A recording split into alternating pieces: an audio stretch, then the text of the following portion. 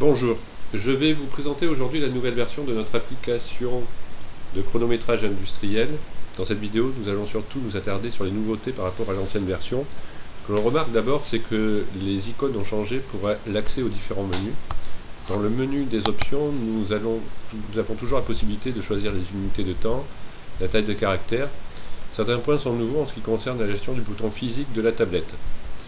Nous pouvons, comme sur la précédente version, choisir de passer d'une fraction à l'autre par le bouton physique. Ou alors, nous pouvons utiliser ce bouton physique pour modifier le jugement d'allure en cours de chronométrage. Ou bien, si on préfère, on peut garder la fonction classique de ce bouton, c'est-à-dire gérer le niveau du son. Dans le cas par contre où on ne souhaite pas gérer le volume du son avec ce bouton physique, nous avons disposé un curseur dans ce menu pour pouvoir régler ce niveau. Voilà, donc lorsque l'on remonte à l'écran d'accueil, nous allons voir que nous pouvons accéder à d'autres fonctionnalités. Donc nous pouvons par exemple accéder aux données générales de chronométrage. Ceci est une nouveauté car précédemment on gérait ces données à la fin seulement du chronométrage. Nous pouvons maintenant créer des listes, par exemple les noms de différents opérateurs présents dans votre entreprise, dans vos ateliers. Cela existait sur la précédente version. Là, les possibilités sont d'ajouter, de supprimer du personnel dans votre liste. Là, par exemple, je suis en train de saisir le nom d'un nouveau opérateur. Et voilà, et vous voyez qu'à présent, le prénom de Jean figure dans la liste des choix. Ce qu'il y a de nouveau également, c'est la possibilité de créer des familles d'opérations. Alors en effet, pour traiter des mesures, il est parfois souhaitable de pouvoir classer les opérations dans différentes familles. Ici, par exemple, nous avons créé les familles manutention, contrôle, fabrication. Bon, cela étant dépendant de votre métier, vous pouvez créer ici vos propres familles. Vous avez ensuite la possibilité d'accéder à ces listes personnalisées. Vous pouvez également ajouter les postes de travail de votre entreprise ou alors créer des groupes. Alors qu'est-ce qu'un groupe? Eh bien, peut être un groupe de personnes ou des équipes de travail, car nous verrons tout à l'heure qu'il est possible avec cette nouvelle application de chronométrer plusieurs personnes en même temps. Voilà ce qu'il en est pour les données générales de l'application. Donc en revenant sur l'écran précédent, nous pouvons enfin accéder aux listes des modes opératoires. Vous retrouverez ici les listes des modes opératoires que vous avez précédemment enregistrés sur votre tablette. La liste est vide ainsi lors de la première utilisation. Nous avons ici créé 3 exemples. Alors, pour l'exemple 1, lorsque l'on clique dessus, nous découvrons le détail du mode opératoire qui le compose, donc les différentes fractions. Vous voyez que nous avons toujours la possibilité de modifier l'ordre des différentes fractions avant de passer aux mesures. Et nous avons ici des icônes qui nous permettent d'ajouter, de dupliquer ou de supprimer une fraction, ou alors de passer au chronométrage de ce mode opératoire. Donc je reviens rapidement sur l'écran précédent pour vous montrer comment créer des fractions dans un mode opératoire. Je sélectionne donc un mode opératoire qui n'a pas de fraction. Il suffit de cliquer sur l'icône ajouter pour créer une fraction. Comme auparavant, à la création de la fraction, nous renseignons la désignation avec toujours la possibilité de choisir la nature de temps manuel, temps technico-humain ou temps technologique, la position de travail également, donc assis, debout, etc. et la valeur de l'effort, bien sûr. Voilà, je vais en rester là, car si vous utilisez déjà la ancienne version, vous êtes habitué à ces manipulations, sinon vous pourrez regarder la vidéo que nous avons précédemment réalisée.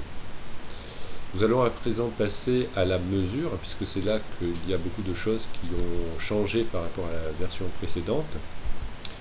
Une fois que l'on a sélectionné un mode opératoire, il suffit de cliquer sur l'icône de chronométrage pour accéder à l'écran de mesure. Nous allons voir que ici beaucoup de choses ont changé. D'abord, le nom du mode opératoire sélectionné apparaît au milieu de l'écran. Lorsque nous lançons la mesure, nous retrouvons toujours notre bouton fraction suivante à gauche. Voilà, donc nous gardons également la possibilité de modifier la chronologie des mesures en sélectionnant la fraction qui est réellement en train d'être exécutée par l'opérateur au moment des mesures. Et nous avons aussi toujours la possibilité de saisir un commentaire en cours de chronométrage sur la fraction qui est en cours de mesure. Tout ça n'a pas changé depuis la version précédente. Une des choses qui change par contre, c'est le bouton quantité que vous voyez sur le côté droit. Celui-ci est destiné à enregistrer, si vous le souhaitez, des variables qui peuvent influencer la durée de la fraction en cours de mesure. Par exemple, pour la fraction approvisionnée, il est possible que l'opérateur approvisionne plusieurs pièces en même temps. Dans ce cas, vous pouvez noter cette variable dans le champ commentaire, puis saisir le nombre de pièces via le bouton quantité qui est présent ici. Donc en appuyant sur le bouton plus ou le bouton moins. Cela a pour but de vous simplifier l'analyse lorsque vous procéderez au dépouillement sur votre PC, puisque vous retrouverez ces variables dans une colonne spécifique du fichier CSV qui sera généré par l'application. Comme avant, nous retrouvons bien sûr notre curseur de jugement d'allure que nous pouvons faire varier en cours de chronométrage. Il suffit pour cela de faire glisser le curseur avec le doigt. Et pour les nouveautés, par contre, nous avons à présent la possibilité de créer une nouvelle fraction en cours de mesure. Alors, en effet, dans le cadre de chronométrage de cycle long, par exemple, il n'est pas toujours possible de prévoir à l'avance ce qui va se passer dans le détail. Nous pouvons donc créer une fraction imprévue à la volée. Nous retrouvons le même écran de saisie que vous avez vu précédemment, donc avec la désignation, la fraction, la nature, la position de travail et l'effort associé à cette nouvelle fraction. Voilà, donc vous voyez les différents symboliques du Bureau international du travail. Ce que vous pouvez remarquer, c'est que le chronomètre a déjà débuté dès l'instant où vous avez demandé de créer cette nouvelle fraction. Le temps que vous avez mis à saisir les précédents paramètres auront donc été mesurés afin de ne perdre aucune donnée. Cette fonctionnalité est réellement un plus et prend toute sa place lorsque l'on mesure des cycles longs pendant lesquels on n'a pas le temps de saisir le détail du mode opératoire, pour lesquels on a le temps de saisir les modes opératoires à la volée pendant que l'opérateur exécute ce mode opératoire sur le terrain. Ce qu'il y a de nouveau encore, vous pouvez remarquer la présence d'un chronomètre avec le signe plus. En effet, vous voyez ici qu'à l'emplacement, il y a le nom du mode opératoire en cours, mais un menu déroulant qui peut vous permettre de choisir un mode opératoire si vous l'ajoutez dans la liste. Le deuxième mode opératoire qui apparaît ici n'est composé que d'une seule fraction, mais vous vous souvenez que précédemment nous avions pu créer une nouvelle fraction, donc là c'est également le cas. Lancez ensuite la mesure pour ce deuxième opérateur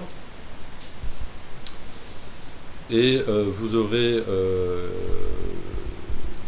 ici la possibilité de revenir à l'opérateur précédent. Là vous pouvez vous remarquer que la mesure de la fraction en cours ne s'est pas arrêtée, donc vous pouvez naviguer comme ça d'un opérateur à l'autre.